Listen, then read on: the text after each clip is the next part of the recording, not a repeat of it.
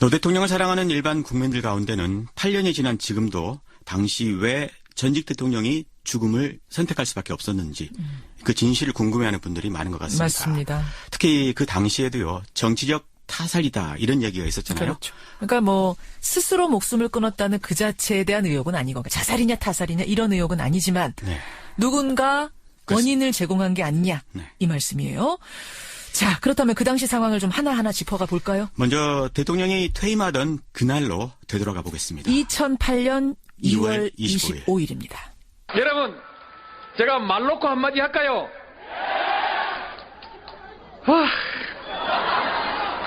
제가 오늘 딱 말 놓고 하고 싶은 얘기 한마디 하겠습니다.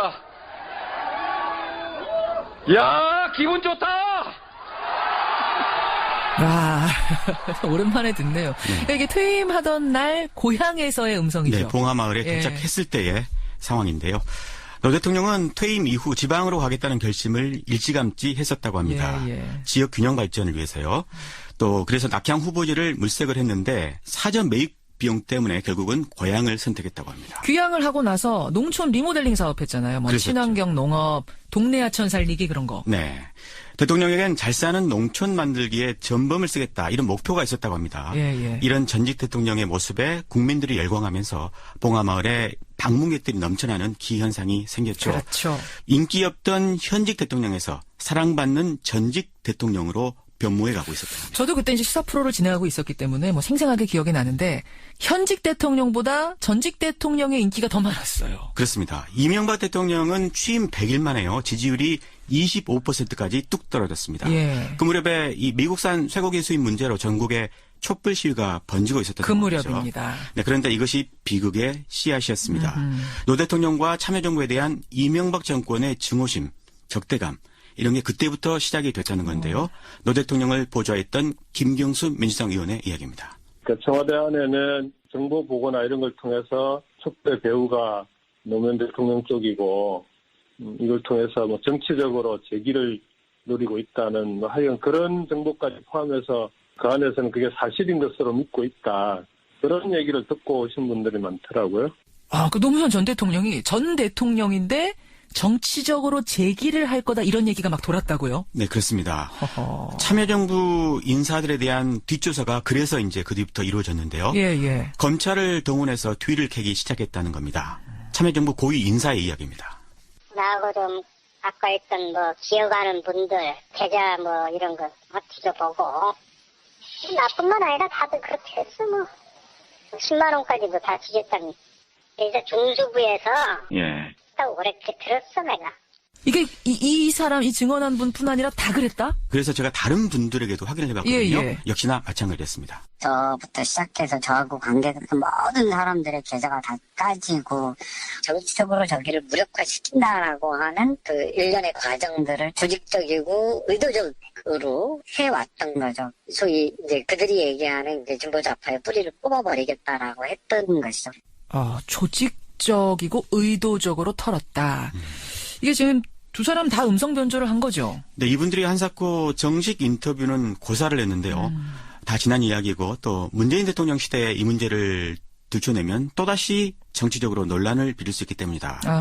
그래서 음성을 변조해서요. 느낌만 짧게 전해드렸습니다. 그러니까 이분들 얘기를 요약하자면 이명박 정권이 정치보복을 벌였다. 그렇습니다. 그 얘기예요. 그래서 그 무렵에 노 대통령도요. 주변 사람들이 자기 때문에 피해를 볼 수 있으니까 봉하마을로 내려오지 말아달라 이렇게 당부하기도 했다고 합니다. 그러다가 이명박 정권이 노무현 대통령을 직접 겨눴는데요.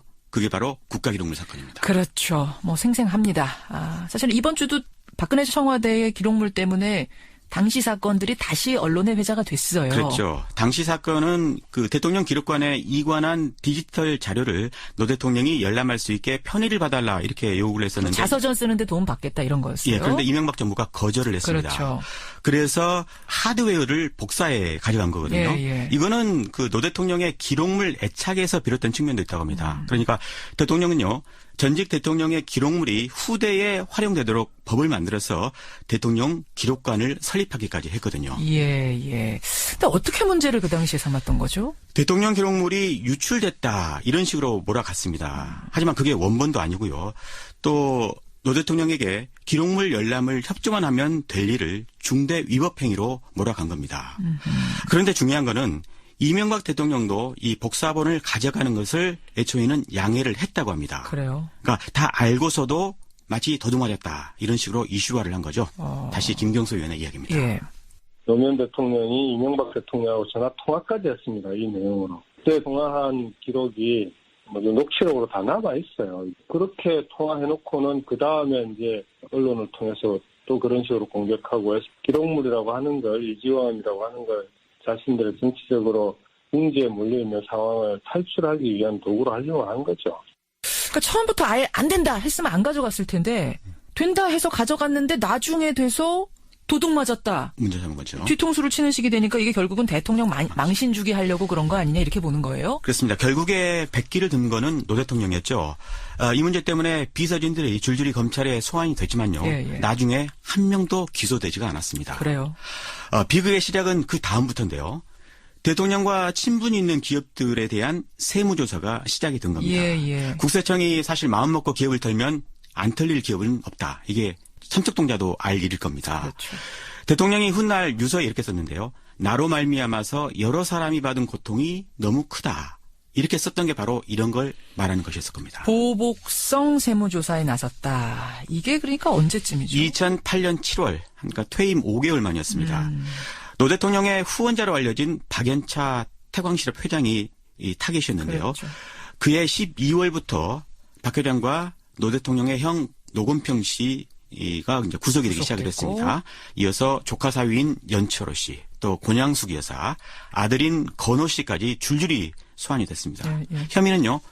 박 회장에게 모두 640만 달러를 받았다는 것이었습니다. 바로 이 640만 달러가 이번 대선 토론회 때 홍준표 후보가 계속 얘기했던 그거잖아요. 그렇습니다. 문재인 대통령이 또 유일하게 여보세요라며 언성을 높였던 부분이기도 하죠. 그렇죠. 하지만 노 대통령 서거로 공소권 없음으로 사건이 종결이 됐습니다. 예. 아무튼 당시 검찰은요. 노 대통령 가족들 수사는 물론 친구인 정상문 청와대 총무비서관도 이 특수활동비로 비자금을 조성한 혐의로 구속을 시켰습니다. 예. 급기야 노 대통령까지 직접 소환하기에 이르렀죠. 그 소환할 때 뭐 온 나라가 난리였죠. 2009년 4월 30일이었죠. 예. 언론들이 헬기까지 띄워서 생중계를 했습니다. 하지만 당시 혐의는 딱 2개뿐이었는데 말이죠. 2개의 혐의 뭡니까? 박연차 회장이 권 여사에게 돈을 건넨 사실을 대통령이 알고 있었는지. 대통령도 알았느냐? 예, 또는 대통령이 돈을 요구했는지. 이게 하나였고요. 또 하나는 정상문 비서관이 비자금을 조성을 할 때 알고 있었는지. 그것도 알았느냐? 예, 이렇게 두 부분이었습니다. 그 우병우 당시의 중수일과장. 네. 노 대통령한테 막말했다는 얘기도 여기에서 나오는 거죠? 그렇습니다. 당시 대통령 조사 현장에는요. 문재인 대통령과 전해철 의원이 입회를 했는데요. 예. 제가 전해철 의원에게 직접 확인해봤습니다. 그런 일이 있었냐. 그런데 그런 일이 없었다. 이렇게 그래요? 확인해줄 수 있다고 이야기를 하더군요. 아. 다만 이인규 중수부장은 대단히 건방졌다. 말투는 공손했지만 태도엔 오만과 거만함이 가득 묻어 있었다. 이거는 문 대통령이요 2011년에 발간한 운명이라는 책에 나온 부분입니다. 이거를 이인규 당시 중수부장한테도 확인해 보셨어요? 제가 전화를 걸어봤는데요. 한번 들어보시죠. 불편하시더라도 한 가지 여쭤볼 게 좀 있어서 전화드렸는데요.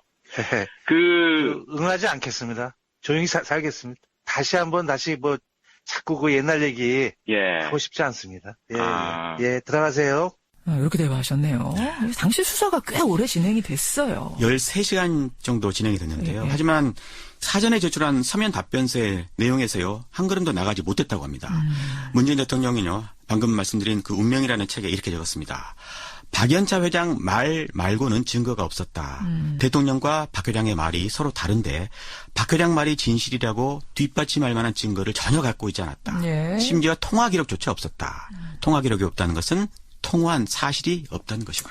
이렇게 적었습니다. 한마디로 무리한 소환 조사였다는 거잖아요. 검찰로서는 소환 자체의 목적이 있었던 것 같습니다. 아하. 또 하나의 목적은 박연차 회장과의 대질 신문이었거든요. 예. 그래서 변호인들이 반대해서 결국에 무산이 됐지만 대질을 거절한 것을 가지고 또 기사화가 됐습니다. 돈 받은 사실 들통날까 두려워서 거절하는 거 아니냐 이런 식으로. 그런 식으로요. 검찰로서는 사실 손해 볼 게 없는 장사였던 셈입니다. 검찰은 권력의 신여다 이렇게 하지 않습니까? 예. 역사적으로도 노무현 수사는 대표적인 권력의 비맞추기 수사라는 오명을 지우기 어려울 것 같습니다. 근데 검찰이 이제 가족들 문제로, 대통령 가족들 문제로 대통령을 부른 게 그 전에도 있었습니까? 과거에 김영삼, 김대중 전 대통령도 아들 비리 혐의가 있었잖아요. 있었죠. 하지만 직접 부르지는 않았습니다. 노 대통령이 처음이었던 거죠. 처음이었군요. 네. 이번에 보면은 검찰이 박근혜 대통령 소환 조사하고 나서 6일 만에 구속영장 청구했는데 그때는 어땠습니까? 소환 조사는 사건의 마지막 수순이죠. 예. 소환하면은 곧 신병 처리를 하거나 아니면 불구속 기소하거나. 하지만 이해할 수 없는 일이 벌어졌습니다. 무려 23일 동안 아무 조치도 안 하고 시간만 끌었습니다. 그 기간 동안 검찰발로 별의별 언론 보도가 나왔는데요. 예. 대표적인 게 바로 이런 보도입니다. 권양숙 여사가 노무현 전 대통령의 회갑 선물로 받은 1억 원짜리 명품 시계 2개를 논두렁에 버렸다고 노 전 대통령이 검찰에서 진술한 것으로 확인되었습니다.